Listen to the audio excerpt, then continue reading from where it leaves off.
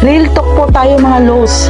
Ito ang realidad kapag pinasok mo ang mundo ng digital creator.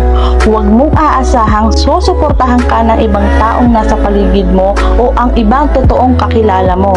Hindi yan sila magre-react sa mga post mo at malalaman mo pa na pinagtatawanan ka pa sa mga pinagagawa mo at pagpapakapuyat mo, makuha mo lang ang criteria na kailangan dito. Ang unang susuporta sa iyo ay ang mga taong hindi mo kilala o hindi ka kilala. Sila yung tutulong sa iyo para maabot mo ang hinahangad mo. Sila yung mga kapwa natin, content creator. Yung mga kakilala mo, saka lang sila maniniwala kapag kumikita ka na dito.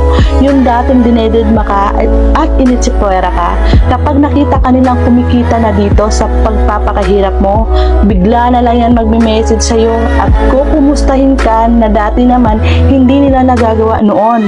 At kapag bumitaw ka naman agad o sumuko sa ginagawa mo dito, sila yung unang tatawa o pagtatawanan ka sa pagpapakahirap mong ginagawa dito.